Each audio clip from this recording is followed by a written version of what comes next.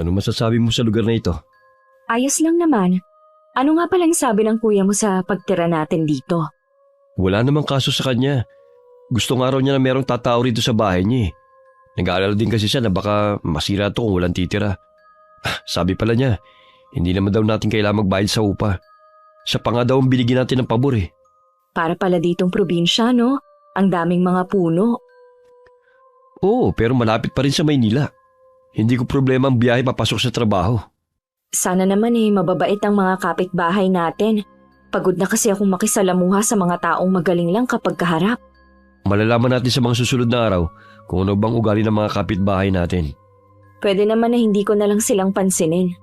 Hindi naman yata tama yun. Kalimutan mo na kasi ang pangit na karanasan natin sa dating tinitirhan natin. Matinding trauma lang kasi ang inabot ko doon. Sobrang bait na natin pero tayo pa rin ang pinasama. Alam ko naman yun. Kaya nga inilayo na kita ron eh.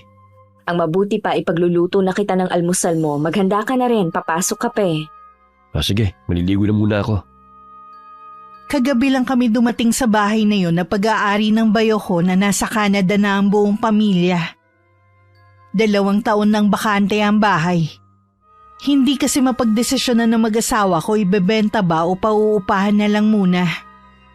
Sakto namang naghahanap kami mag-asawa ng bahay na pwedeng upahan. Inalok na lang ng kapatid niya ang bahay nila. Nang makapasok sa trabaho si John, tsaka ko naman inayos ang mga dala naming gamit. Wala akong alam ang ginagawa ko palang munting ingay. Nakakuha ng atensyon ng kapitbahay namin. Nay, sa tagal na yatang walang nakatira sa kabilang bahay eh. May nagmumulto na. Ay, nagpapaniwala ka naman sa multo. Ano, naalimpungatan ka yata mula sa pagkakatulog mo eh. Kanina pa po ako gising. Hindi lang ako bumabangon dahil pinakikiramdaman ko ang kabilang bahay. Kanina ka pa pala gising. Hindi ka pa bumangon para matulungan mo ko dito sa mga labahin ko. Pare-pareho na lang talaga kayo ng mga anak mo. Mga tamad kumilos dito sa bahay. Bakit ba kasi tumatanggap pa kayo ng labahin eh? Nagre-reklamo na nga kayong napapagod na. Lagi nyo na ngang dinadaing na masakit ang katawan nyo. Kung hindi ko to gagawin, paano ang araw-araw na baon ng mga anak mo? Pwede naman silang hindi magbaon ng pagkain eh. Kalapit-lapit lang ng eskwelahan oh. Kami nga ni ate noon madalas na walang baon. Tulad mo na naman nung araw, talaga namang mahirap ang buhay natin noon. Kaya nga po kung wala, magtiis sila.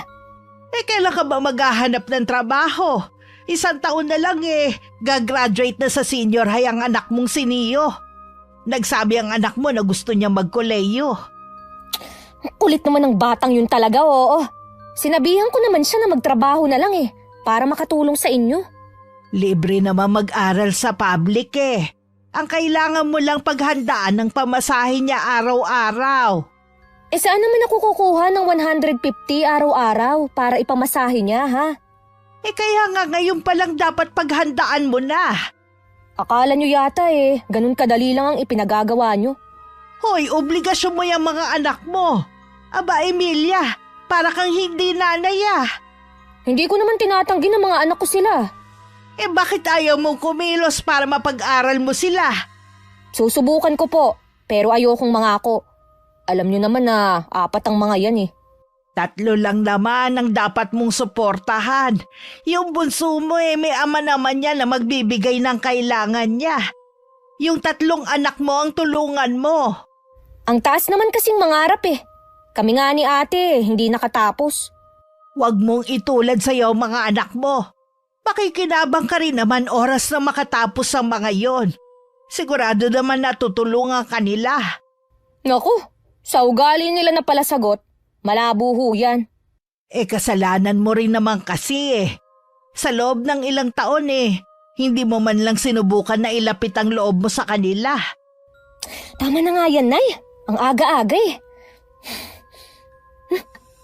Narinig niyo ba yun?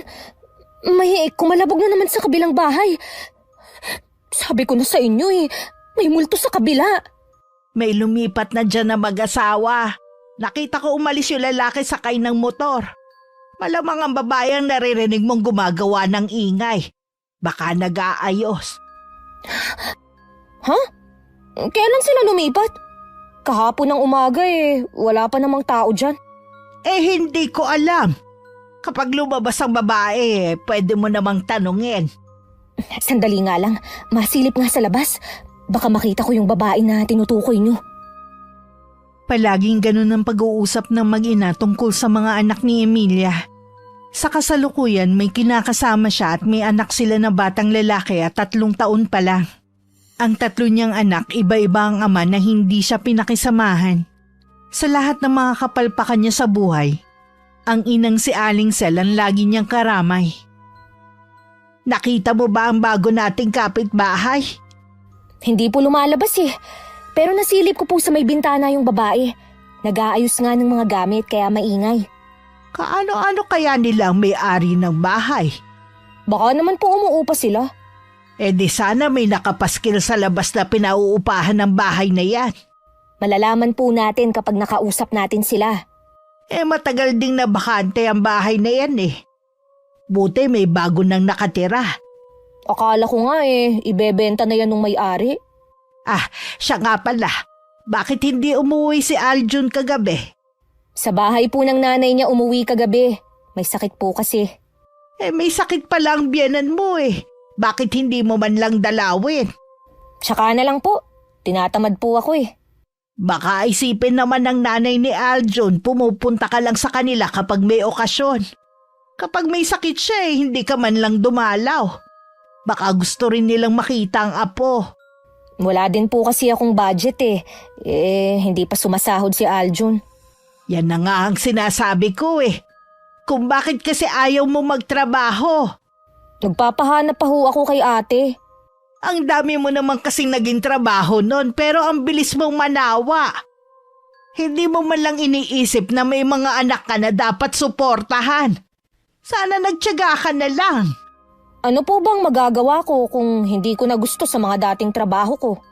Hanggang ngayon wala pa rin direksyon ang buhay mo. Hindi ko alam kung ano ba ang gusto mong gawin Kung lagi nyo na lang ho akong sesermonan, mabuti pang umuwi na lang kami ni Aljun sa kanila. Tapos iiwan mo sa akin ang 3 mong anak habang nagpapakasaya ka?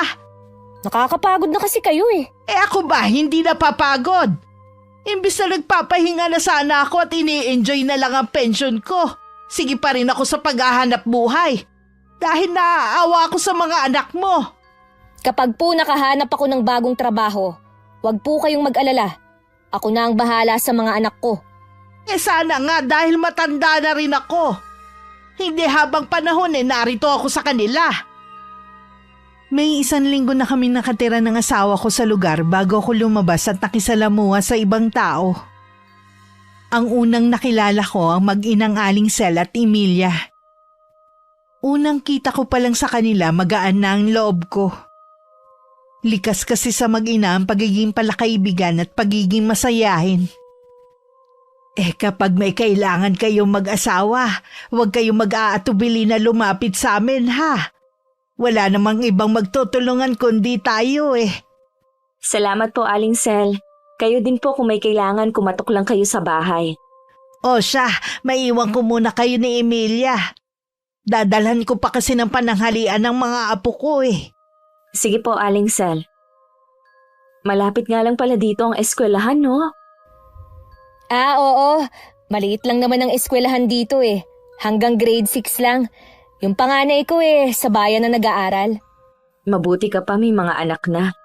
Huwag mo sanang mamasamain ang pagtatanong ko total, tinuturing naman na kitang kaibigan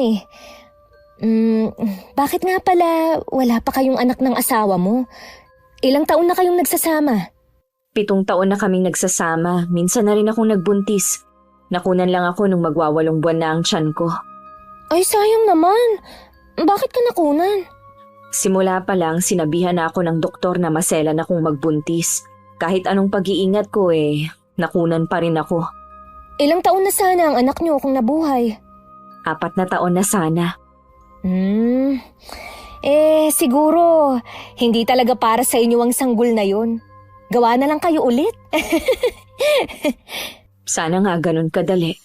Hindi rin naman ganun kadali na magpalaki ng anak sa panahon ngayon. Ang titigas pa ng ulo. Maswerte ka pa rin dahil nariyan lang ang nanay mo. Yung iba nga, bukod sa marami ng anak, wala pa silang katuwang. Swerte talaga ako kay nanay. Siya talaga ang nagiging sandalan ko. Ikaw ba? Nasaan ang mga magulang mo? Matagal na silang sumakabilang buhay. Mga kapatid na lang ang meron ako. Lahat kami pamilyado na. 5 nga pala kami at ako ang pangatlo sa amin. Kami naman, 2 lang magkapatid. Madalas pang mag-away. Mabuti nga nakabukod na siya. Normal naman na siguro sa mga magkakapatid ang nag-aaway. Ganyan din kasi kami. Pakialamera kasi yun. Laging nagmamagaling Palpak din naman magpalaki ng mga anak. 2 lang ang anak niya, pero grabe ang bibig sumagot sa kanilang mag-asawa. Isipin mo na lang siguro na nagmamalasakit lang siya sa inyo ng mga anak mo para hindi sumama ang loob mo. Akala yata niya ganun kadali na magpalaki ng mga anak ng mag-isa. Nakakainis minsan ang ugali niya. Ano nga palang ipinagkakaabalahan mo para kumita? Kung ano-ano. Minsan, nagluluto ako ng merienda kapag may order. Ay, kapag pala may okasyon sa inyo sa akin ka na lang umorder ha? Oo ba? Kapag uuwi ako sa amin o order ako sa'yo, mahilig sa pansit ang mga kapatid ko Ay, aasahan ko yan ha. Malaking tulong yan, kahit pambaon ng mga anak ko sa eskwelahan. Hindi ka naghahanap ng trabaho? Hinihintay ko pa yung ate ko May trabaho daw siyang ibibigay sa akin. Pero naghahanap na rin ako ngayon. Mahirap na rin kasi kung aasahan ko ang sinasabi ng kapatid ko. Nabuti ka pa nga Hindi mo kailangang magtrabaho pa.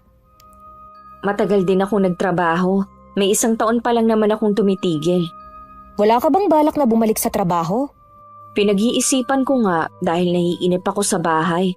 Kailangan ko lang munang kumbinsihin ang asawa ko. Ayaw na niya kasi akong pabalikin sa trabaho Mabuti ka pa. Hindi obligado na magtrabaho. Iba-iba lang tayo ng sitwasyon pero hindi ibig sabihin nun na wala akong problema. Kumpara naman sa problema ko. Pag-iisip pa lang ng kakainin namin ng mga anak ko Ang sakit na sa ulo. Hindi ba nagsusuporta ang tatay nung 3? Yung tatay ni Neo, may sarili ng pamilya at wala ding trabaho. Yung tatay naman ng 2, ayun, hindi rin maaasahan. Mabuti nga si Aljun nagbibigay naman. Kaya lang, sa anak lang niya. Hinahanapan pa nga ako minsan Dapat nga talaga may trabaho ka rin. Kawawa naman kasi ang mga bata kung hindi mo maibigay ang pangangailangan nila. Naku, kami nga ni ate mas mahirap ang pinagdaanan dahil wala ding kwenta ang tatay namin. Ay nako, lahat na ng bisyo, nasa kanya na. Kung naranasan mo ang hirap, huwag mo na sanang hayaan na maranasan din ng mga anak mo. Kaya nga nagsisipag ako para maibigay sa kanila ang buhay na hindi ko naranasan nun. Ganyan talaga ang isang ina. Lahat gagawin para sa mga anak. Dahil mabait naman sa akin si Emilia kapag nag-uusap kami at tingin ko totoo ang pakikiharap niya sa akin, ni minsan hindi sumagi sa isip ko na meron siyang sinasabing negatibo sa akin. Yung si Zenny, may pagkatamad din. Bakit mo naman nasabi yan? Mukha naman siyang masinop sa bahay Ilang beses na ako nakapasok sa kanila Ultimo alikabok mahihiya sa linis. Hindi naman po sa bahay Bata pa naman siya at may tinapos. Ayaw magtrabaho. Gusto lang niyang nasa bahay at humilata. Baka naman ayaw siyang payagan ng asawa. Gusto nga po ng asawa niya na magtrabaho na siya para makaipon sila. Akala ko ba ayos naman ang sahod ng asawa niya? Pipilitin ba siyang magtrabaho kung malaking sahod? Sa bagay nga. Sa mahal ba naman ang bilihin ngayon Swerte na nga lang nilang mag-asawa. Libre na silang pinapatira sa bahay nila. Mas maganda pa rin na may sarili silang bahay kesa makikitira. Kahit anong bait kasi ng tao, meron pa rin niyang masasabi. Hayaan na lang natin sila. Buhay naman nila yun Nasabi ko lang naman po sa inyo dahil nagkikwento siya lagi sa akin ng mga ganap niya sa buhay. Wala naman talaga akong pakialam sa kanya Siya nga pala. Inalok ko nga siya na dito na lang sa ating magpalaba Nakita ko kasi na dinadala pa niya sa laundry shop ang mga damit nila mag-asawa. Kaya pala wala akong nakikita ng mga nakasampay sa labas. Ang tamad, di ba, Nay? Dadalawa na nga lang sila hindi pa makapaglaba. O baka naman pasosyal din siya gaya ng iba. Ba, galing din naman siya sa mahirap Labas na tayo sa kung ano ang dahilan niya. Ang mahalaga naman sa akin ay pumayag siya. Dagdag kita rin yun, no? Tutulungan ko na lang po kayo sa paglalaba. Ay nako, mga apo nyo naman kasi hindi man lang tumulong. Mga batugan din. Wala man lang kadiska-diskarte. Kanino pa kaya nagmana ang mga anak mo?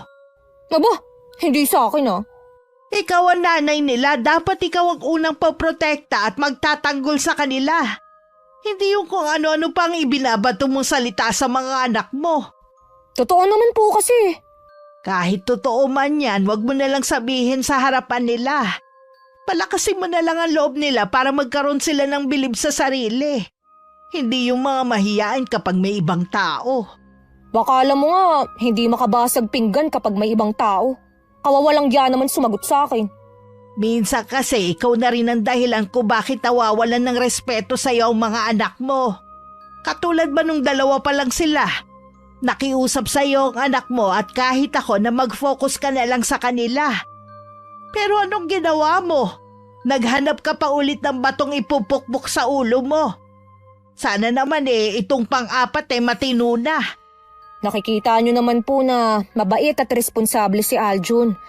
Huling lalaki ko na po siya sa buhay ko. Kaya lang napansin ko na ang tanggap lang niya ay ang anak niyo. Dapat matutunan din niyang mahalin ang 3 mong anak. Lalo't umpisa pa lang alam niya ang tungkol sa kanila. Matitigas nga po ang ulo. Lalo na yung siniyo na akala mo kung sino. Paano mapapalapit sa kanila ang asawa ko? Alangan naman nahayaan mo na lang. Ang importante naman hindi sila sinasaktan ni Aljun. Kung kayo lang ng anak mo ang gagastusan niya, dapat lang magtrabaho ka rin. Si nanay ang kulit din no? Ano pa ba ang ginagawa ko? Tsaka naghahanap naman na ako ng trabaho Naiinip na ako, Emilia. Wag na po kayong mainip. Sa Lunes po pupuntahan ko yung sinasabi ng kaibigan ko. Mabuti naman kung ganon. Sana naman tumagal ka na sa magiging trabaho mo. Mag-a-apply pa nga lang po Kung may backer ka naman, siguradong matatanggap ka na. Meron nga po. Ay, siya nga pala, Nay. Kapag po nakapagtrabaho na ako kayo na po munang bahala kay Zion Ha? Akala ko ba sabyanan mo iiwan ang anak niyo ni Aljun?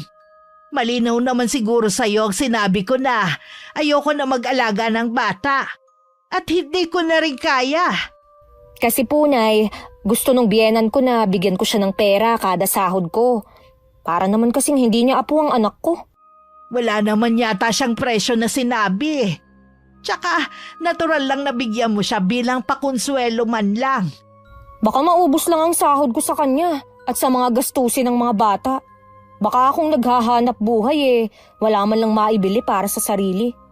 Bakit ba kailangan mo pang isipin ang sarili mo?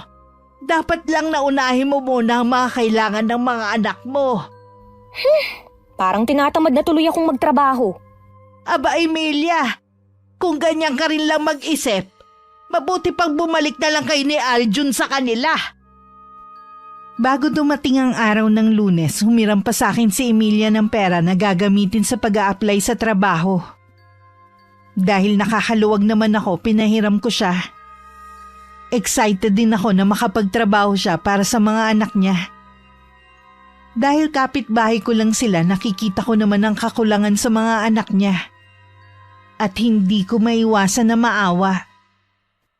Minsan naging topic namin ng asawa ko si Emilia.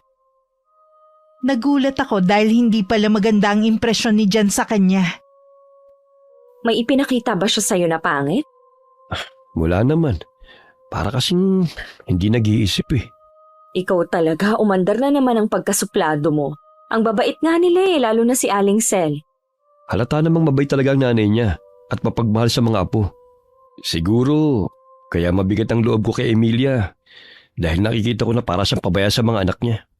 Magtatrabaho na nga siya para matustusan ang mga pangangailangan ng mga anak niya. Dapat lang dahil mga anak niya yun Kung umasta kasi parang dalaga lang. Ayaw ng responsibilidad. Hindi naman siguro. Nagkataon lang na minala siya sa mga lalaking nakilala niya. Pero itong asawa niya ngayon mabait naman at responsable. Yun nga lang, tingin ko hindi sapat ang kita para sa kanilang lahat. Alam naman pala niyang malas siya eh. Hindi pa siya nakontento sa mga anak. Parang naiinis ka nga talaga sa kanya. Naaawa kasi ako sa nanay niya at sa mga bata. Hindi tama na maranasan nila ang ganun. Magkaibigan naman kami ni Emilia. Lagi ko nga siyang papayuhan para hindi na siya ulit maligaw. Mag-iingat ka sa paglapit mo sa kanya ha. Baka mamaya nagmamalasakit ka lang, ikaw pa mapasama. Baka nakakalimutan mo na ang ginawa ng mga taong kinuring mong mga kaibigan. Tingin ko naman iba si Emilia sa kanila. Totoong tao siya at mabait. Ay, naku, sige ikaw ang bahala. Basta mag-iingat ka. May 1 buwan na rin mula nang mag-umpisa sa trabaho si Emilia. Madalang na rin kami magkita at magkausap. Dahil madalas siyang umaga umaalis at gabi nang umuuwi. Si Aling Sal na lang ang nakakausap ko katulad ng araw na yon. Kasama niya ang bunsong apo na si Zion. Akala ko ba nasa lola niya si Zion? Nandito pa po pala siya? Ibinalik dito ni Emilia. Hindi naman daw naaalagaan dun eh. Eh di kayo na pong magbabantay sa kanya. Ganun na nga. Ayaw ko nga sana eh. Kaya lang nagulat na lang ako na dala na ni Emilia kahapon. Hindi naman sa ayaw kong alagaan. Pero matanda na kasi ako eh. At meron na ring nararamdaman sa katawan ko. Ganyan po kasing edad kakulitan pa. Kailangan po talaga mahaba din ang pasensya. Ewan ko ba dun kay Emilia? Mas hamak naman na bata pa ang biyenan niya kaysa sa akin. At wala rin naman iniintindi. Ayaw dun ipaalaga. Baka po hindi rin siya mapalagay na hindi naaalagaan ng maayos ang anak niya. Baka po gusto niyang nakikita pag-uwi. Tingin ko dahilan lang niya yon. Ayaw lang niya talaga mabawasan ng sahod niya. Kahapon pa nga kami nag-aaway eh. Sabi ko kasi ibalik si Zion sa biyenan niya. Aba, sabi ba naman titigil siya sa pagtatrabaho kapag ipinilit ang gusto ko. Hindi man naisip na marami din akong ginagawa. May ugali din po pala si Emilia. Ay, oo naman. Sana lang hindi manawa sa trabaho niya. Isa rin kasi sa ugali niya kapag nagsawa basta na lang titigil. Hindi man lang inisip ang mga anak na nag-aaral. Sana naman po makapag-isip-isip na siya ngayon. Kawawa po kasi ang mga anak niya. Wala nang tigil ang bibig ko sa kakapang-aral sa kanya Pero hanggang maging 4 ang kanyang anak hindi pa rin nagbabago. Papayuhan ko din po siya ng mga dapat niyang gawin. Baka sakali po na makinig sa akin. Sige nga. Baka sa'yo makinig kung 2 na tayong nagpapayo sa kanya. Napapagod na rin kasi ko Lalo na nag-aasikaso pa ako ng mga anak niya. Hindi man lang niya mapaghandaan ng almusal. O di kaya maipaglaban ng mga uniforme. Akala ko po mabait at maasikaso siya sa mga anak. Iba po kasi ang sinasabi niya sa akin. Hindi ko naman sinisiraan ng sarili kong anak. Gusto ko lang sigurong may mapagsabihan. Huwag po kayong mag-alala, handa po ako makinig sa inyo. Makakatulong din po ang naglalabas ng saloobin. Gagaan po ang kalooban niyo. Mas nag-aalala ako sa mga apo ko kapag nawala ako. Gusto ko sana na may maayos na silang trabaho bago ko lisanin ang mundong to.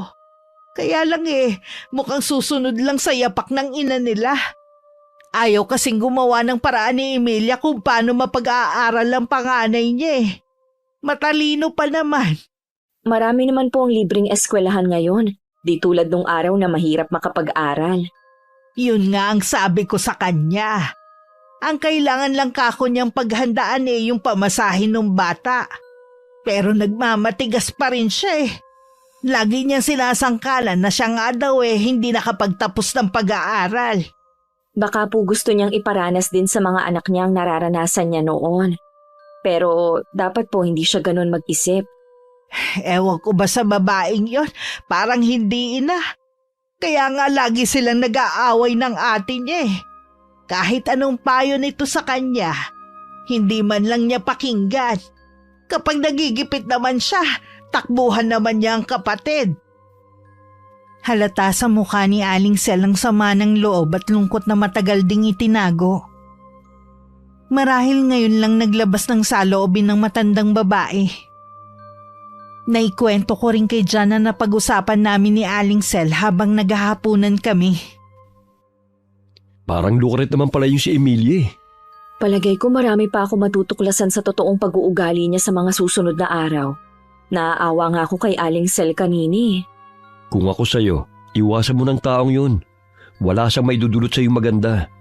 Dapat nga hindi ko siya iwasan. Baka kailangan niya ng kaibigan na magpapayo sa kanya ng mga dapat niyang gawin.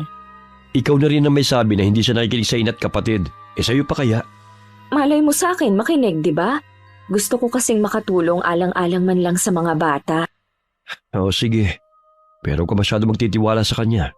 Oo, ang intensyon ko lang naman mapayuhan siya. Ang bait mo talaga. Ang akala ko pa naman kapag nakalipat na tayo rito magiging mailap ka na sa mga tao. Yun din ang akala ko Mababait naman kasi ang mga taga rito. Yun naman ang sabi ni Kuya na mababait talaga ang mga taga rito. Nang mga sumunod na araw, wala namang naikukwento si Aling Sel tungkol sa anak.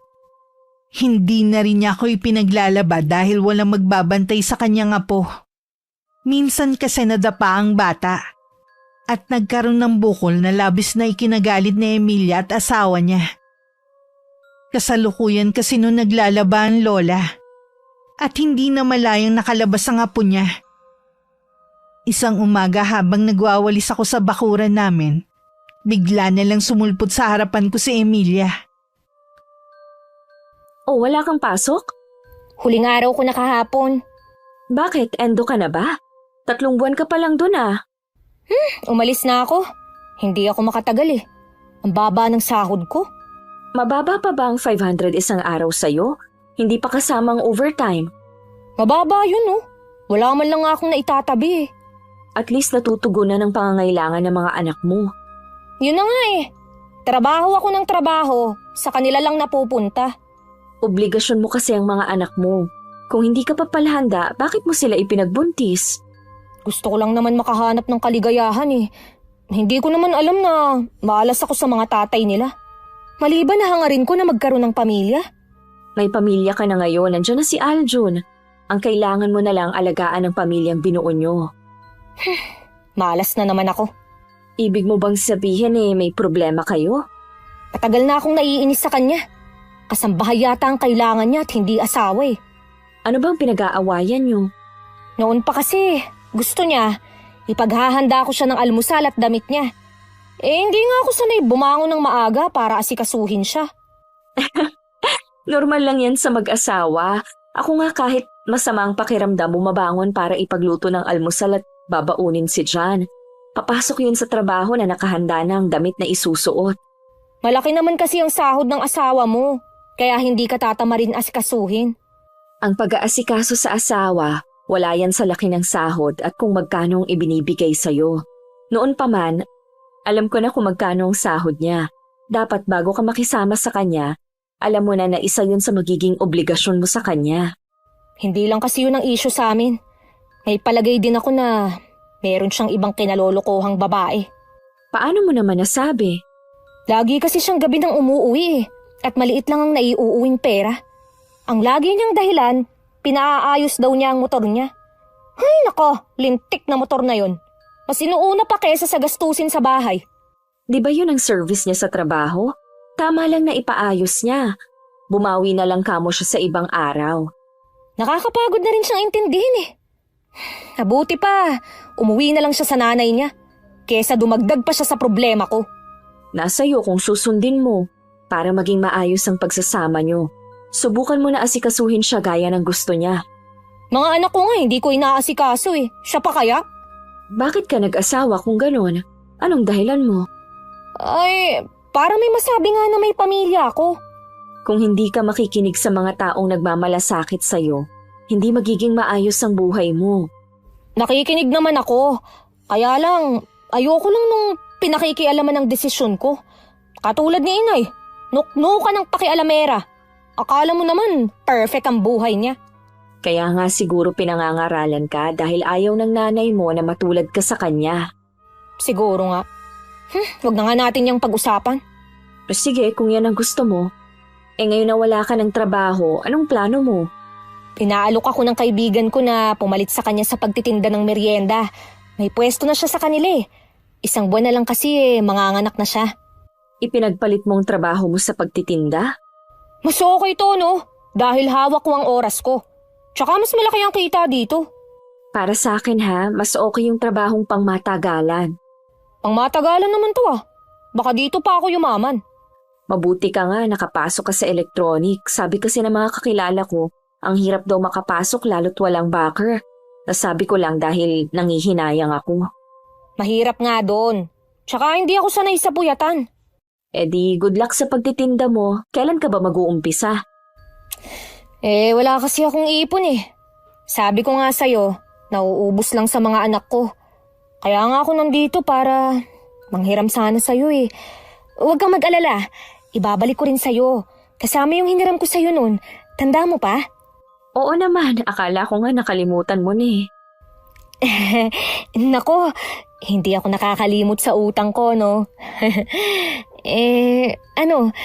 Pauutangin mo ba ulit ako? Oo naman, maliit lang naman yata ang kailangan mo eh. Naku, salamat Zenny ha. Hulog ka talaga ng langit sa akin. Napapailing na lang si Jan tuwing nagkukwento ko tungkol kay Emilia. Kumbinsido talaga ang asawa ko na lokal-loka ang babae. Hindi ko na rin binanggit sa kanya na nanghiram na naman sa akin si Emilia. Ayoko na kasing madagdagan palalo ang masamang impresyon niya rito. Isang buwan nang hindi umuwi ang babae sa bahay ng kanyang ina. Kaya kinumusta ko siya kay Aling Sel nang makita ko. Galing doon ng isang araw ang mga apo ko. Sabi ayos naman daw. Marami namang bumibili. Mabuti naman po at hindi sayang ang pag-alis niya sa trabaho. Nako, pinagtalunan nga namin yan eh. Napakababaw naman kasi ng dahilan niya para umalis. Hindi na nahiya sa taong tumulong sa kanya. Nang hinayang din nga po ako eh. Pero ano pa ang magagawa natin kung yun ang desisyon niya? Matigas talaga ang ulo niya. Wala siyang pinakikinggan na kahit sino. Buti sana kung laging tama ang desisyon niya. Baka nga po sa pagtitinda siya swertehin. Ilang beses na nagtinda si Emilia. Pagkain at kahit mga ukay. Kinasawaan din naman niya. Maswerte nang tumagal siya ng 3 buwan. Baka naman po nagmamadali siyang kumita ng malaki. Hindi po ganun kadali sa negosyo. Kailangan din po ng sipag at tiyaga. Sinabi ko na rin yan sa kanya pero puro siya tango. Hindi naman niya ipinapasok sa kukote niya. Kawawa naman po ang mga anak niya. Buti po sana kung marunong na sa buhay at pwede na niyang hayaan na lang. Kaya nga ako na lang ang tumutugon sa mga kailangan nila eh. Kung alam lang ni Emilia na baon na ako sa utang sa mga kamag-anak namin. Si Aljun po ba hindi ba tumutulong sa kanya? Nagbibigay naman. Kaya lang gasino lang ang kita niya sa pagkakarpintero. Hindi ko naman minamaliit ang trabaho niya pero parang kumuha lang ng batong ipupukpok sa Emilia sa ulo niya. Madalas pa sila mag-away ngayon. Nabanggit nga po ni Emilia ang pag-aaway nila. Akala ko po nagbati na sila. Lalo pa kamong lumala ang away nila. Hindi ko na alam ang gagawin ko. Mabuti na rin siguro na wala na muna siya rito. Sana naman po maisip ni Emilia na nahihirapan na rin kayo. Hindi niya yun naiisip. Mabuti ka pa. Wala kang inaalala na kahit ano. Meron din naman po, hindi lang nga kasing bigat ng problema niyo. Tingin ko kay Aling Sel lalong tumanda sa totoong edad niya. Wala naman akong maisip para kahit papano gumaan ang kanyang dalahin. Hanggang makauwi ako sa bahay, iniisip ko ang naging pag-uusap namin. Para makatulong, nagbigay na lang ako ng mga delata at ulam na nasa ref namin. Halos mangiyak-ngiyak noon ng matandang babae nang iabot ko ang mga yon. Matuloy na lumipas ang mga araw. Akala ko dumadalaw lang si Emilia sa kanila nang makita ko. Buti dinalaw mo ang inay at mga anak mo. Dito na ulit ako nakatira kay na inay. Ha? Paano yung negosyo mo? Ay naku, binitiwan ko na. Lugi naman ako sa mga nangungutang eh. Natakasan pa ako. Wala ka man lang naitabi kahit magkano? Wala eh. Paano kasi? Laging nandun ang mga anak ko. Puro na lang pabili ang mga alam. Maliban pa sa kinakain nilang paninda ko. Paano yan? Maghahanap ka ulit ng trabaho. Kung may mahanap. Sa ngayon, tutulong muna ako kay nanay sa paglalaban niya. Kailan ka ba magpapalaba? Sa laundry shop ko na ulit dinadala ang mga marurumi naming damit. Naaawa na kasi ako sa nanay mo eh. Tsaka mapapabayaan niya ang mga anak mo kung naglalabada siya. Sa akin mo na lang ipalaba. Tulong mo na lang sa akin. Sige, sa susunod. Konti pa lang kasi ang marumi naming damit. Salamat ha. Wala yon. Emilia, wag mo sanang mamasamain ang sasabihin ko ha. Kailan ba magkakaroon ng direksyon ng buhay mo? Hindi ka na kasi bumabata eh. Ano ang ibig mong sabihin? Palasakit lang naman ako sa'yo. Sana naman maisip mo ang mga anak mo na umaasa sa'yo. Kung ako nga hindi ko sila matiis, dapat masigit ka dahil nanay ka nila. Nabanggit nga ng inay na nagbigay ka sa amin ng pagkain. Salamat ah. Pero hindi dahilan yun para pagsabihan mo ko. Oo, may utang ako sa'yo. Huwag ka mag-alala.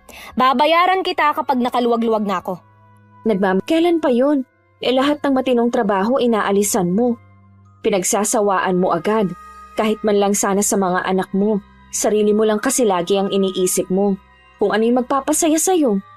Kung makapagsalita ka, akala mo naman kilala mo na ako ng lubusan para husgahan. Hindi kita hinuhusgahan. Anong tawag mo dyan? Hindi ba yan panghuhusga? Palibasa kasi, wala ka sa sitwasyon ko kaya mo yan nasasabi.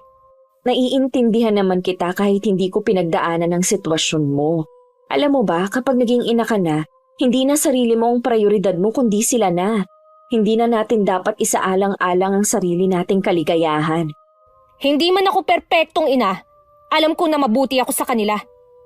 Hindi mo yun maiintindihan. Kasi hindi ka pa naman nakakaranas na maging ina. Kaya tigilan mo na ang pakikialam mo. Hindi ako nakakibos sa sinabing yun ni Emilia. Matagal na siyang wala pero naroon pa rin ako sa kinatatayuan ko. Ayoko sana at nalulungkot din ako. Pero minabuti ko na iwasan na lang sila. Kahit naaawa ko sa mga anak niya, hindi ko naman papayagan na basta na lang niya akong pagsalitaan ng masasakit. Nakabihis ka yata. May lakad ka ba? Naghahanap po ako ng trabaho, Nay. Meron ka na bang ina-applyan? Nagbabakasakali lang po sa pupuntahan ko. Kailangan ba talagang pulang-pulay ang labi mo at naliligo sa pabango, ha? Oo naman, Nay. Lagi naman akong ganito kapag maghahanap ng trabaho, ah. Ikaw naman kasi may trabaho na umalis ka pa. Hindi ko alam kung anong trabahong hinahanap mo eh. Siyempre, yung malaki ang sahod. Malaki naman ang sahod mo sa dati mong pinapasukan ah. Wala nga pong natitira sa sahod ko. Puro na lang sa mga anak ko. Alangan naman na unahin mo lagi ang sarili mo. Kung hindi ka pala handa sa obligasyon mo sa mga anak mo, sana hindi ka nag-anak. Pwede ba, Nay? Tigilan niyo na nga ako. Tapos na yun eh. Alam ko na nagkakalabuan na kayo ni Aljun. Baka naman imbis na ayusin mo ang relasyon yung dalawa eh. Bumaling ka na naman sa ibang lalaki.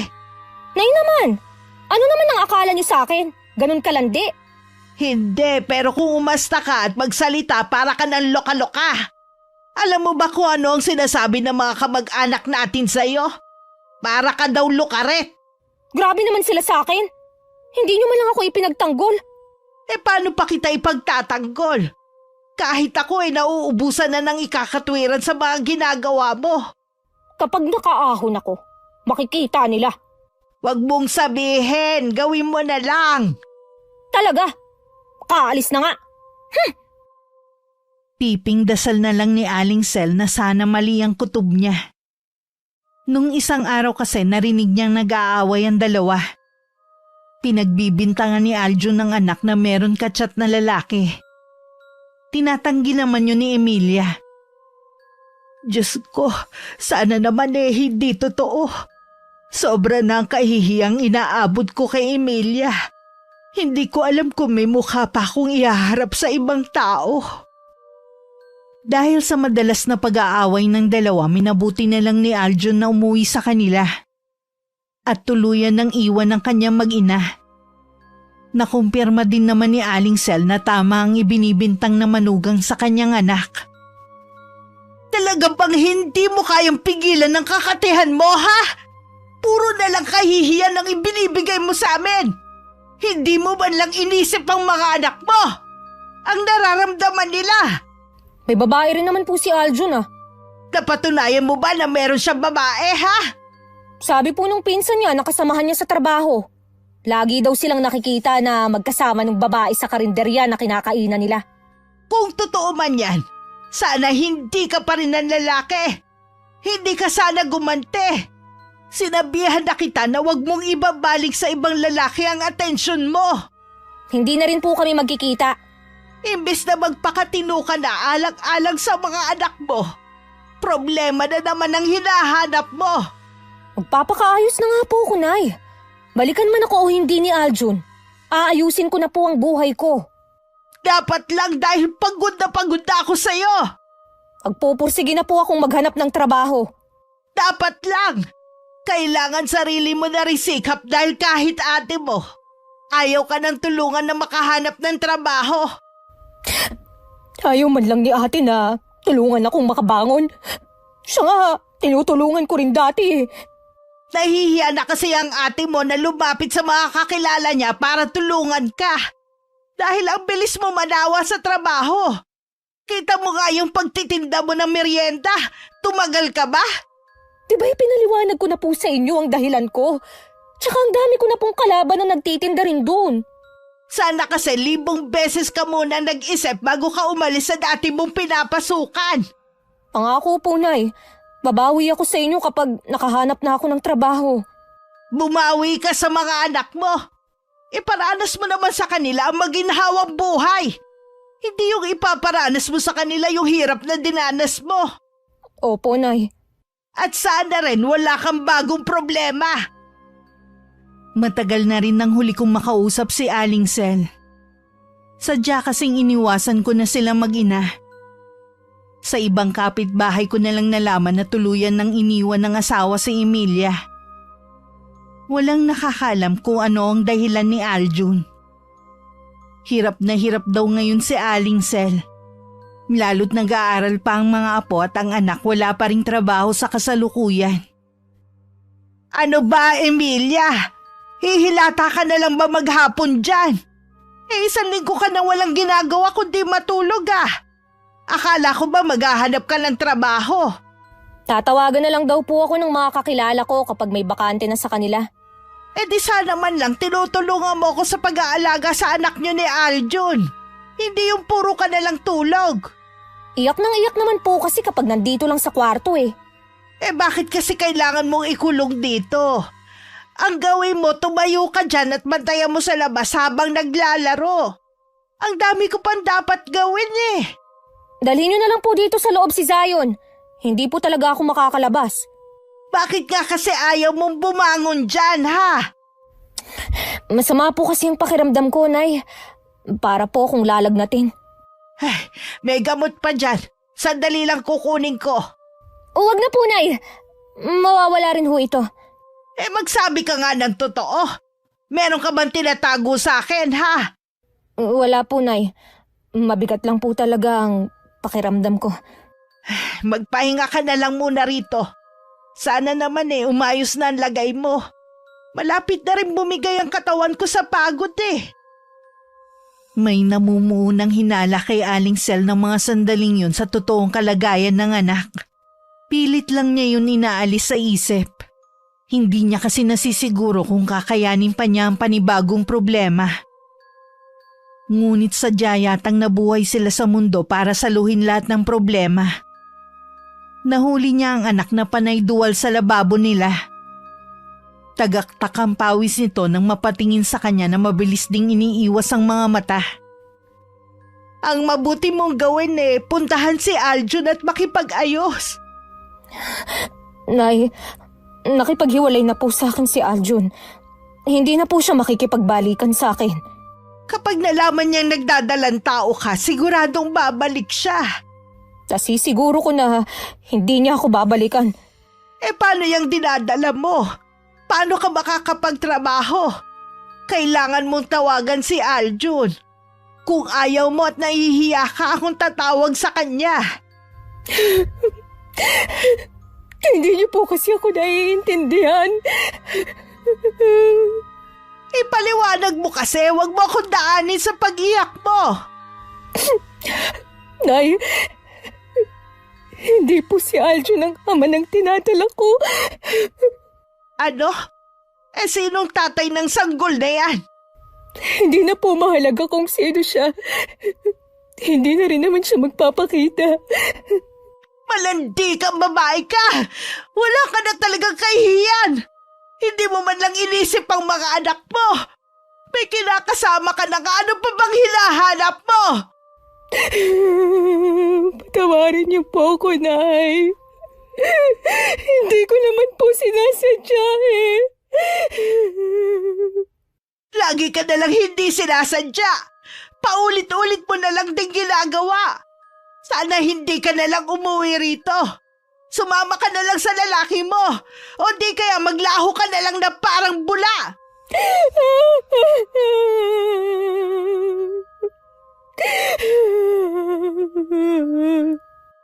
Hindi na nga ako magkataugaga sa pag-aalaga at pagbuhay sa mga anak mo. Magdadagdag ka na naman. Matanda ka na para malaman ang tama at mali. Bakit pa gusto mo lagi na lang paulit-ulit na nagkakamali, ha? Ano ba, Emilia? Nasa tamang pag-iisip ka pa ba? Patawarin niyo po ako, Nay. Ayoko na. Nakakapagod ka ng unawain. Sa pagkakataong ito, bahala ka na sa buhay mo. Wala ka nang aasahan pa sa akin. Nay! Huwag po, Nay! Hindi ko po kakayanin to! Wala na akong pakialam sa'yo. Mula ngayon, suluhin mo yung problema mo. Nay! Nay! Patawarin niyo po ako, Nay!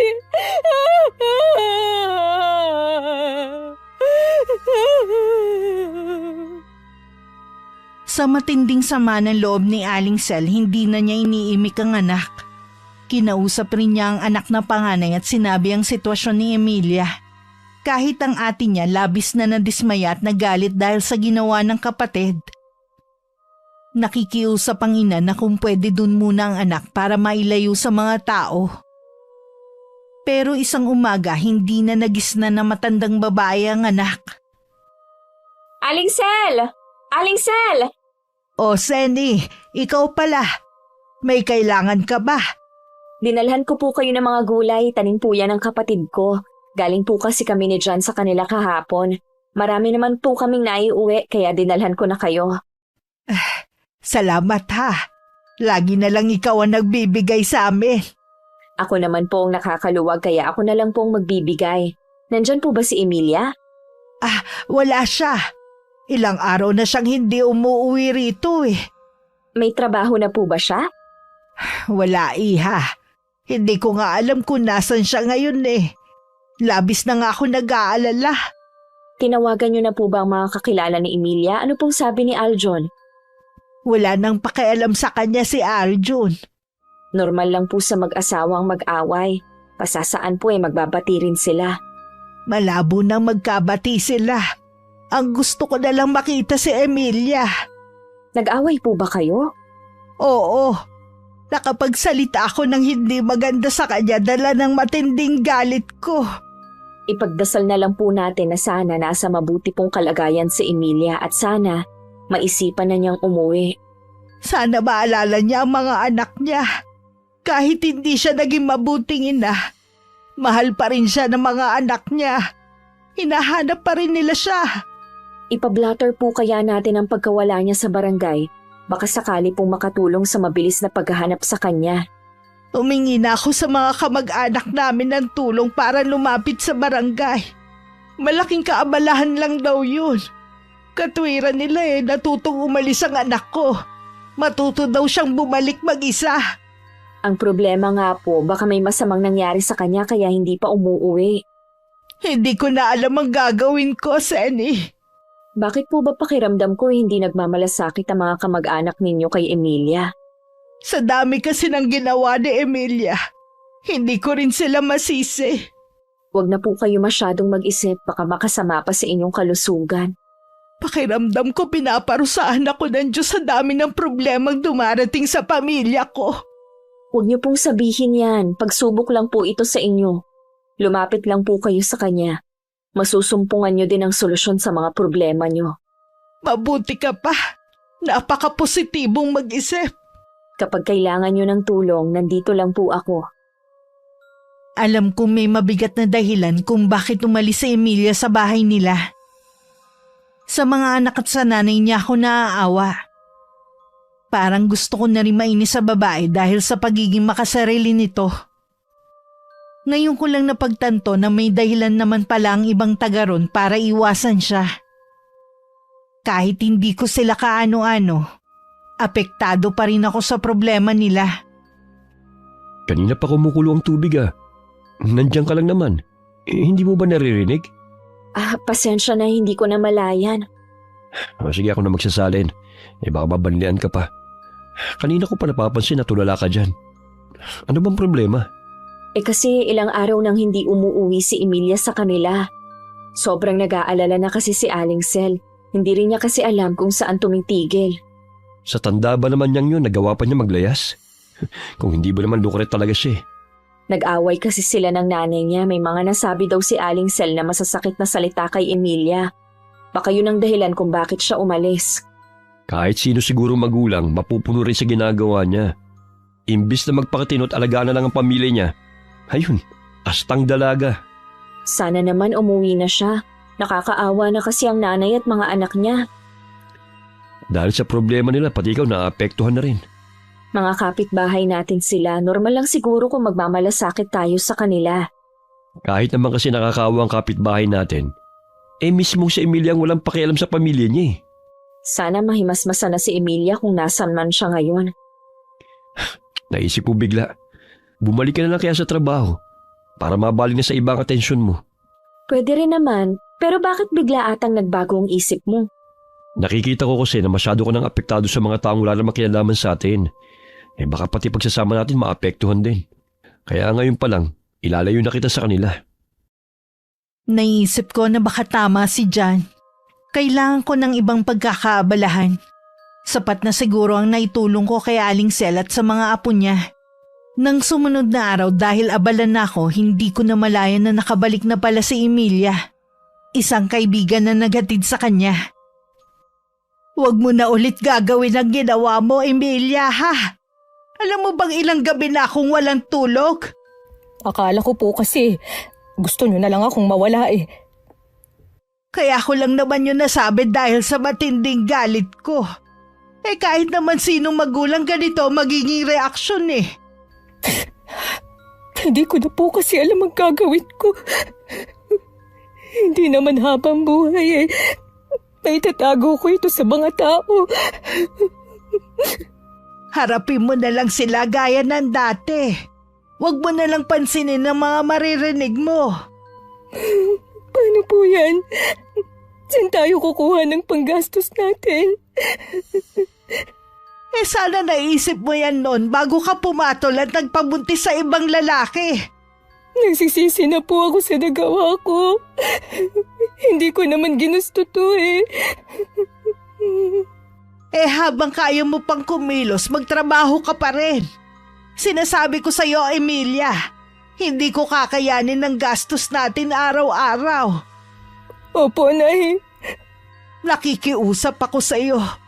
Huwag ka nang gagawa ulit ng panibagong problema. Ha? Pangako po, Nay. Hindi na po. Hindi iniimik ng mga anak si Emilia dahil sa kalagayan niya. Sa murang edad, alam na nila ang pagbubuntis ng kanilang ina magiging hadlang para magtrabaho to at maibigay sa kanila ang mga pangangailangan. Dahil sa masama ang loob, hindi na napigilan ni Neo na maglabas ng sama ng loob sa barkada.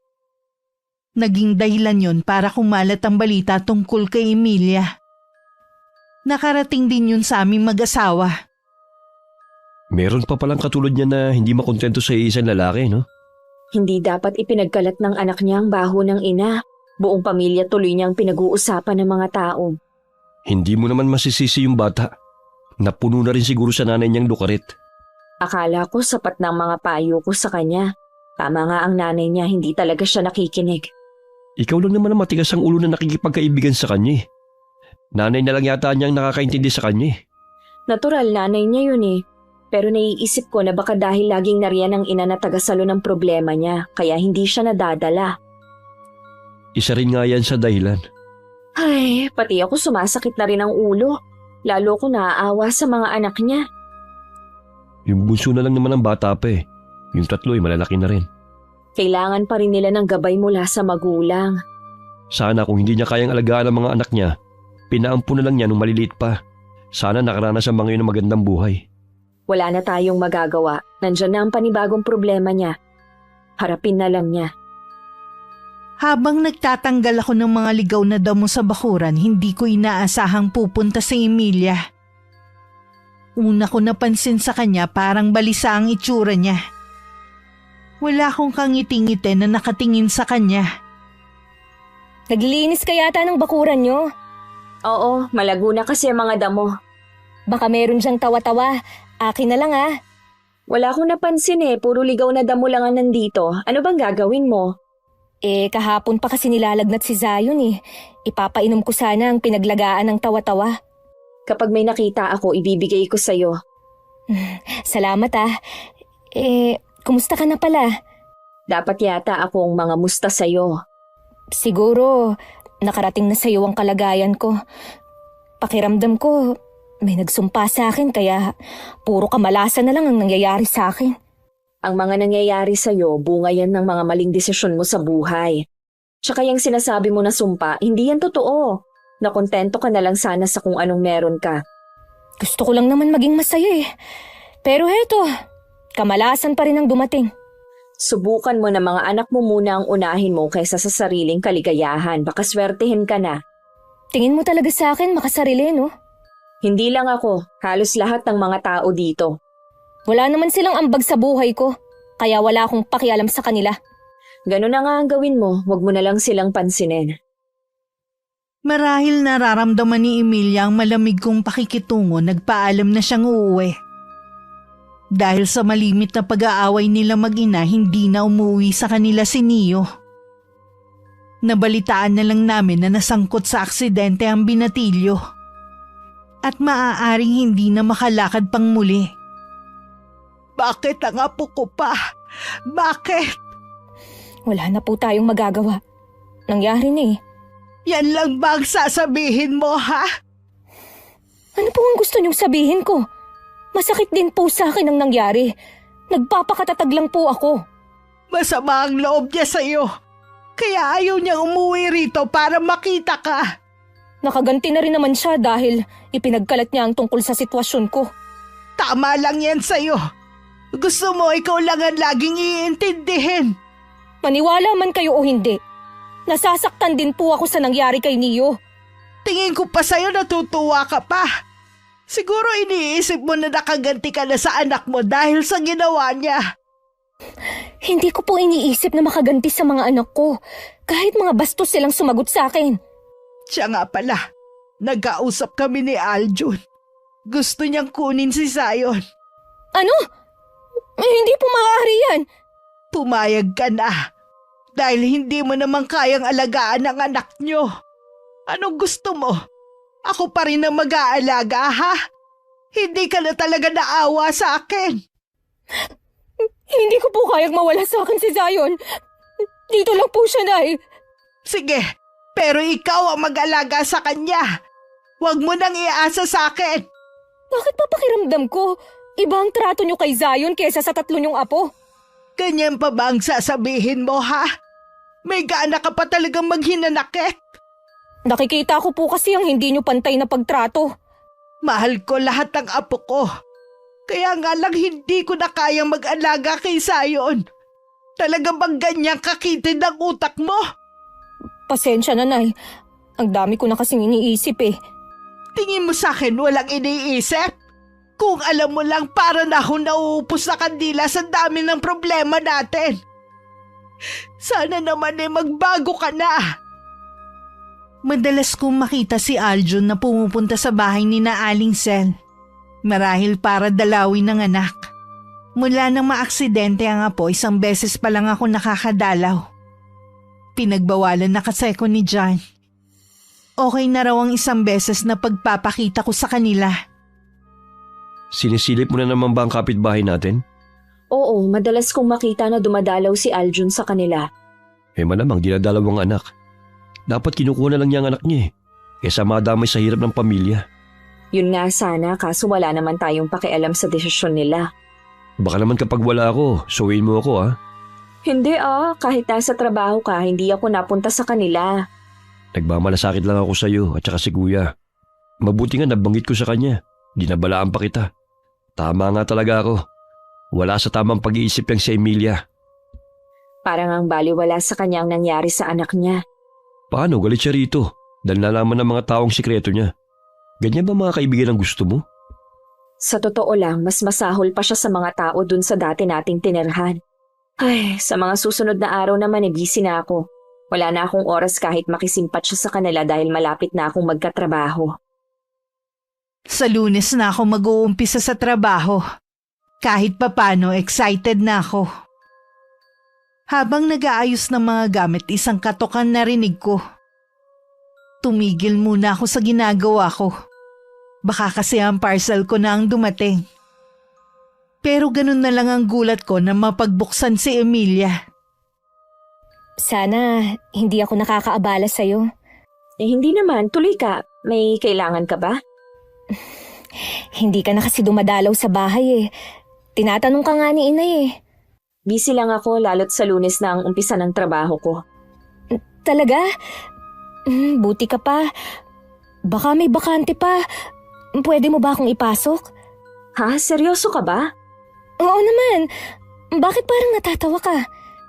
Kung hindi ka sana buntis, bakit hindi? Kaya lang bawal kasi doon ang buntis. May medical kasi bago makapasok. Ang higpit naman sa inyo. Kailangan ko na kasi ng trabaho eh. May mga gamot kasing bibilhin at pagkain pa namin. Dapat nga, nung 1 linggo pa ako babalik para sa check-up ko eh. Hindi pa masahe, wala ako. Nakita ko nga pala si Aljun, hindi man lang ba siya nagbibigay ng tulong? Nagbibigay naman para lang kay Zion. Magkano lang naman yun? Bakit hindi mo muna ibigay sa kanya si Zion? Gusto nga niyang kunin, pero hindi ko ibinibigay. Pababayaan lang naman nila doon ng bata eh. Kahit naman kasi nasa inyo, mapapabayaan pa din. Lalo na aksidente pa si Neo tapos buntis ka. Paano kapag nanganak ka na? Kaya naman namin yan ni Nanay. Hindi ka ba naaawa sa nanay mo? Puro na nga siya daing eh. Wala naman kasi akong ibang maaasahan eh. Alam mo, ikaw ang may problema eh. May asawa ka at maraming anak, pumapatol ka pa sa iba. Sana maisip mo na magkakasakit ka at pwede ka ring makarma. Nangyari na to. Hindi na natin maibabalik ang nakaraan. Huwag mo na akong sisihin pa. Para kang mga kamag-anak namin eh. Kahit ano yatang payo sa'yo, hindi mo pakikinggan. Kung gano'n naman pala, bakit ka pa nakikipag-usap sa akin? Ang yabang mo naman. Porke magkakatrabaho ka na. Napagod na kasi akong magpayo sa'yo eh. Kailangan kasi tulungan mo rin ang sarili mo para makabangon. Kaya lang sa nakikita ko sa'yo, wala sa isip mong magbago. Nangako ako kay Inay na magbabago na ako. Sana nga totoo na yan dahil siya ang kawawa. Kung matinong lalaki lang sana ang natatagpuan ko, hindi ganito ang buhay ko. Matino naman si Aljun ah. Sana nagtulungan na lang kayo kung paano maiaangat ang pamumuhay nyo. Hindi yun matino. May ibang babae din yun. Siya nga ang dahilan kung bakit nagawa kong manlalaki. Lagi ba naman niya akong inaaway? Di sana hiniwalayan mo na lang at mga anak mo na lang ang inintindi mo. Oo nga eh. Siya nga pala. Baka pwedeng pautangin mo muna ako. Bibigyan na lang kita, wag mo nang bayaran. Tulong ko na to sa'yo. May mga tao talagang kahit anong tulong ang gawin kapag may hindi nagustuhan na marinig mula sa'yo. Nababaliwala ang lahat ng pabor na ibinigay mo. Katulad na lamang ni Emilia. Iba na naman ang sinabi sa kanyang ina. Saan ka galing? Sa kapitbahay po natin. Kina Zenny. Akala ko ba naiinis ka sa kanya? Alam niyo naman po ko, marunong makisama sa tao. Sabi nga, walang masamang tinapay sa akin. Huwag ka na kasing pumunta sa kanila. Naglalakad lang kasi ako sa labas nang tawagin niya ako. Ano naman ang napag-usapan ninyo? Ngayon, ipinagyayabang niya po na may trabaho na siya. Samantalang ako, habang buhay na lang dito sa bahay. Bakit ba kailangan pa niyang sabihin sa'yo? Alam naman niya ang sitwasyon mo eh. Iba po talaga ang ugali ng babaeng yun. Tingin niya sa sarili niya ang taas-taas. Nakikitira lang naman din sila. Sasabihan ko ang babaeng yun kapag nakita ko. Hayaan niyo na lang po, Nay. Basta tayo, maganda ang pakikitungo sa kanya. Bahala na siya kung ayaw niyang tumanaw ng utang na loob. Siya nga pala. Nagkausap kami ni Aljun. Kung hindi mo raw ibibigay ang anak niyo, mapipilitan daw siyang lumapit sa kapitan nila. Kung ayaw mo raw mabulgar ang baho mo, makipagkasundo ka na lang daw sa kanya. Bakit ba ang kulit niya? Sinabi na ngang hindi ko ibibigay sa kanya si Zion eh. Sa tingin ko ang nanay niya may gustong kunin ng bata. Paano kapag nasa kanila na ang apo nila? Sa kanya syempre mapupunta ang sahod ni Aljun.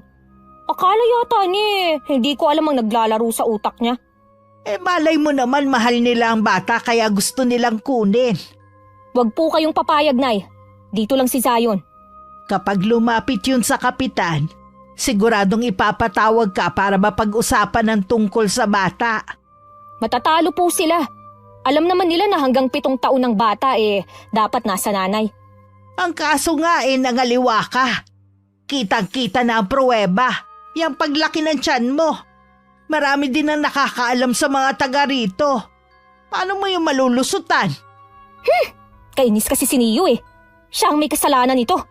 Huwag mo nang sisihin ang anak mo. Alam mo nagawa lang niya yun dahil sa sama ng loob eh. Nahihirapan na ang anak mo. Huwag mo nang dagdagan ng bigat sa dibdib niya. Mas lalo po kasing lumaki ang problema natin dahil sa ginawa niya. Hindi sana aabot sa ganito kung sa umpisa pa lang nagpakatino ka na. Pinagtiisan mo na lang sana si Aljun kesa naman pumatol ka sa iba. Ayan na naman kayo, Nay. Isusumbat mo na naman sa akin. Ginagawa ko na nga lahat eh. Kung hindi lang kita anak, matagal na kitang tinakwil eh. Tingin ko ba sa'yo hindi na magbabago? 2 linggo na ako sa trabaho nang makita ko si Aling Sel. Nasa wheelchair nun si Neo at nasa harapan sila ng bahay. Marahil pinapaarawan ng binatilyo. Binati ko naman sila pero blankong tingin lang ang ibinigay sa akin na matandang babae. Kumusta na po si Neo? Hindi ko alam kung kailan siya makakalakad. Mahabang gamutan kasi ang kailangan at may therapy pa. Hindi naman namin alam kung saan kami kukuha ng panggastos. Lumapit na po ba kayo sa DSWD o sa mga politiko? Alam ko po kasi pwede ka lumapit sa kanila.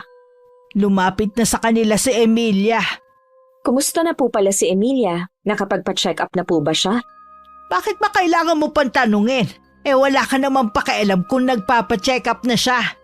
Huwag naman po kayong magalit, nagtatanong lang naman po ako. Nanghiram po kasi siya sa akin ng pera, binigyan ko na lang bilang tulong. Walang binabanggit sa akin si Emilia na binigyan mo siya. Huwag ka nga sinungaling. Ang sinabi lang niya nagyayabang ka dahil may trabaho ka na. Hindi ko po alam kung anong sinabi niya sa inyo pero hindi po ako sinungaling, lalo na ang magyabang. Sa tingin mo kaya maniniwala ako sa'yo, ha? Mabuti pa huwag ka na lang lalapit kay Emilia. Binibigyan mo lang siya ng alalahanin. Ang ganda ng pakisama namin sa'yo tapos pakikitaan mo siya ng masamang ugali. Sobra naman po yata kayong magsalita. Sana naman po naisip niyo mga pabor na ibinigay ko sa inyo. Bakit? Sinabi ko bang magbigay ka? Nagkusa ka naman Kaya huwag kang manunumbat. Hindi po yun panunumbat, ipinapaalala ko lang po. Subukan mo lang ulit na pagsalitaan ng masama si Emilia kung nang makakalaban mo. Sally, nandiyan ka lang pala. Kanina pa kita hinahanap eh. Pumasok ka muna sandali. Sige, papasok na ako. Naging mabuti po akong kapitbahay. Alam ng Diyos yan. Sana naman po tigilan na ni Emilia ang paninira sa akin. Hindi ko na hinintay na sumagot pa si Aling Sel. Mabilis na akong tumalikod at pumasok sa loob ng bahay. Nang nasa loob na ako, hindi ko na napigilan ng mapaiyak. Bakit ba ganun sila? Parang baliwala sa kanila mga ginawa kong kabutihan. Narinig kong lahat ng napag-usapan niyo. Sinabi ko naman sa iyo kung anong ugali ng pamilyang yan, di ba? Ayaw mo kasi makinig sa akin Ngayon alam ko na. Tuluyan ko na silang iiwasan. Puro tulong na nga ang binigay mo sa kanila. Sisiraan ka pa ng lukarit niyang anak. Wala talaga sa tamang pag-iisip. Palibasa may kasama ng inggit sa iyo. Alam ko na gusto niyang magtrabaho kaya lang nga dahil sa sitwasyon niya hindi niya magawa. Sa dami ng trabaho na pinasukan niya, hindi naman siya nagtatagal Hindi naman yata kasi trabaho hinahanap niya kundi lalaki. Tama na nga ang tulong sa kanila. Mula ngayon, hindi na ako maaawa sa kanila. Tama lang yung gagawin mo. Ikaw lang naman ang napapasama Kahit nakikita ko ang mga kapitbahay ko, hindi ko na lang sila pinapansin. Ni hindi ko na sila tinitingnan. Iniwasan ko na rin na makarinig ng balita tungkol sa kanila. Lingid sa akin, mas may matindi pang pagdadaanan si Emilia. Bakit ba namamanas ka yata? Mataba lang po ako, Nay. Ang lakas ko kasing kumain Kailan ba ulit ang check-up mo? Dapat nga po bukas. Hindi pa po ako nababayaran sa upa sa paglalaba ko. Meron ako dito pero pambili na lang ng gamot ni Neo Hihintayin ko na lang po ang bayad sa akin. Lalabas po muna ako. Saan ka naman pupunta? Dito lang po sa kapitbahay natin. Baka mamaya kung ano na naman ang sabihin sa'yo ng babaeng yun. Susubukan ko po na mangutang kay Zenny. Magtapat ka nga sa akin. Yung bang sinumbong mo sa akin tungkol sa kanya totoo? Ha? Alam mo bang pinagsalitaan ko si Zenny ng masasakit na salita ha? Sinabi ko naman sa inyo na hayaan nyo na lang siya Bakit kailangan mong siraan sa akin yung tao na nakakatulong sa'yo? Sa atin! Huwag mong sabihin na naiinggit ka sa kanya. Sorry, Nay. Hindi ko naman sinasadya Wala ka na ba talagang gagawing matino ha? Pero isyo ka na sa ibang tao Tapos uutangan mo pa. Huwag ka na magpakita sa kanya. Mahiya ka naman. Hindi na nga ulit lumapit pa sa akin si Emilia. Madalas makita ko siyang nakatingin sa akin na tila meron gustong sabihin. Ngayon ko lang din naman napagtanto na mas tahimik ang buhay namin ni Jan. Nang hindi namin kailangan makisama sa mga kapitbahay. Hindi pa rin tinatantanan ni Aljun sa Emilia na gustong makuha ang anak sa kanya. Nagbanta na ang lalaki na may gagawin na hindi maganda oras na makipagmatigasan ng dating asawa. Nay! Nay! Bakit mo ba ako tinatawag? Naglalagas po kasi ang buhok ko. Baka dahil sa pagbubuntis mo, di kaya? Tingnan niyo po ang ulo ko. Ano yan? Mga kuto? Kailan ka pa nagkaroon ng mga kuto? Hindi ko po alam. Basta nagising na lang ako na ganito na ang nangyayari sa akin. Pati ang pamamanas mo, hindi pa rin umiimpis. Ano ba nangyayari sa iyo, ha? Meron pa po, Nay. Hindi ko maramdaman na gumagalaw ang baby ko sa loob ng tiyan ko. Ano ka mo? Ang mabuti pa dalhin na lang kita sa doktor. Saan naman po tayo kukuha ng pera? Ubus na po yung perang ibinigay ni ate. Tatawagan ko siya. Baka meron pa siyang extra o meron siyang kilalang mauutangan. Sigurado naman mo na naman yun si ate. Hayaan mo na kahit paano tumutulong siya sa atin. Kinuha na ni Aling Sel ang cellphone at saka tinawagan ng panganay na anak. Bumalik na rin sa kwarto si Emilia dahil nakakaramdam ng pagkahilo. Hindi na niya narinig ang pag-uusap ng ina at kapatid. Ilang sandali pa pumasok ang nag-aalalang ina sa kwarto. Ano po ang sabi ni Ate Kat? Pupunta daw sila rito. Hintayin na lang daw natin. Kakausapin daw niya yung kakilalang albularyo. Bakit may albularyo? Ikinuwento ko kasi sa ate mo ang nangyayari sa iyo eh. Baka daw nakukulam ka. Isa raw sa sintomas ng kulam ay ang paglalagas ng buhok. Sino naman po kaya ang gagawa nito sa akin? Hindi kaya si Aljun. Siya lang naman kasi ang nagbanta sa iyo eh. Nay! Nay, natatakot po ako. Baka kung anong mangyari sa amin ng magiging anak ko. Alisin mo yan takot mo. Mas lalo yung makakasama sa sanggol.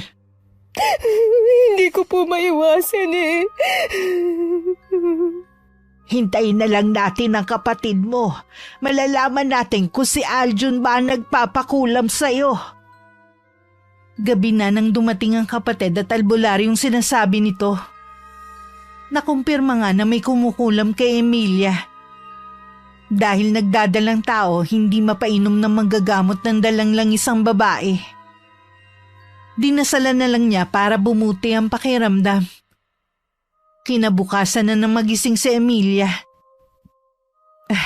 Mabuti gising ka na. Ang haba na kasi ng tulog mo eh. Ayos na po. Si ate at yung albularyo. Umuwi rin sila kagabi. Ikaw na lang ang pupunta sa bahay ng albularyo pag sumama ulit ang pakiramdam mo. Ano po ang sabi ng albularyo? May kumukulam ba sa akin? Meron nga. Isang babaeng lumabas sa tawas niya. Hindi po kaya ang kapitbahay natin. Baka gumaganti si Zenny. Sabi ng albularyo eh, hindi taga rito ang gumagawa nito sa'yo. Huwag mo nang pagbintangan ng kapitbahay natin. Tingin ko din sa kanila eh, hindi sila naniniwala sa kulam. Baka pagtawanan pa nila tayo at tuluyan na silang maniwala na naloloka ka na gaya ng kumakalat sa lugar na ito. Grabe naman sila sa akin. Kesyo ganito ako eh. Sasabihan na nila akong naluloka. Huwag mo na lang silang pansinin. Nag-usap nga pala kami ng ate mo. Napag-usapan namin na ibenta na ang bahay na to para meron kang magamit sa panganganak mo at pagpapagamot kay Neo. Saan po tayo titira kung ibebenta niyo ang bahay natin? Pansamantala doon muna tayo sa ate mo. Ang hirap naman po ng ganun. Wala naman tayong pagpipilian eh. Baka lagi lang kaming magtalo ni ate kung doon tayo titira sa kanila. Makisama ka na lang sa ate mo. Mabuti nga hindi siya napapagod na tulungan ka eh. Tsaka, mabuti yun na malapit ka sa albularyo. Sabi kasi matindi daw ang galit ng gumagawa sa iyo nito. Hindi kaya yung asawa ng lalaking pinatulan mo ang nagpapakulam sa iyo? Alam ko po na hiwalay na sila. Kaya nga pumayag ako na sumama sa kanya eh. Naniwala ka naman. Parang hindi mo naman kilala ang mga lalaki. Lahat ng kasinungalingan sasabihin nila makapanloko lang. Sorry na ya. Hindi na po talaga ako uulit. Matinding aral na to sa'yo. Sana maisip mo na kahit wala kang asawa, pamilya pa rin tayong matatawag. Makontento ka na sana sa mga anak mo, ha? Ilang linggo pang pinahirapan ng sakit sa Emilia. Lagi na lang siyang nakahiga. Tumanggi rin siya na pumunta sa manggagamot dahil pakiramdam niya mamamatay siya kung aalis siya sa kanilang bahay. Patuloy pa rin nakikiusap ang albularyo sa taong nagpapahirap sa kanya na tigilan na siya. Hanggang nagpatawag na ng kumadrona si Aling Sel dahil manganganak na ang anak, kahit hindi pa man kabuanan. Paglabas ng sanggol, wala na itong buhay at durog ang ulo. Doon din natapos ang paghihiganti na nagpakulam sa kanya.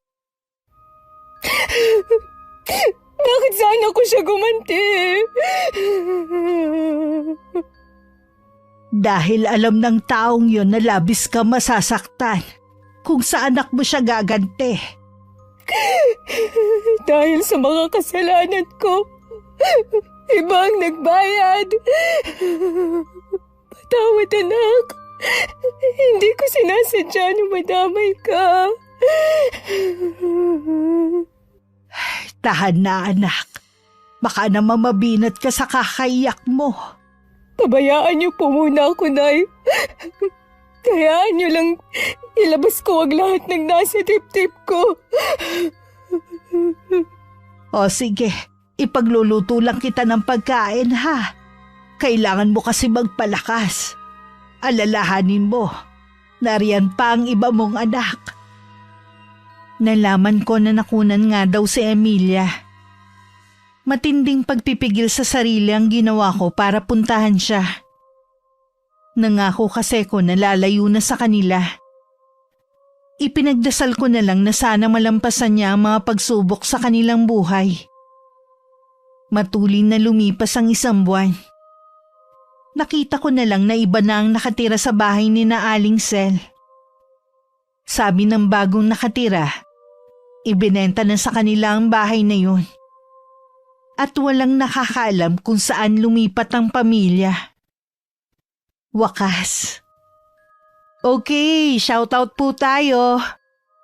Shoutout kay Lola Lourdes Abong. Hello po sa inyo, Lola. Hi kay Marie Dizon ng Quezon City.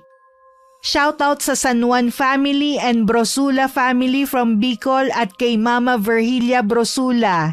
Ingat po kayo lagi.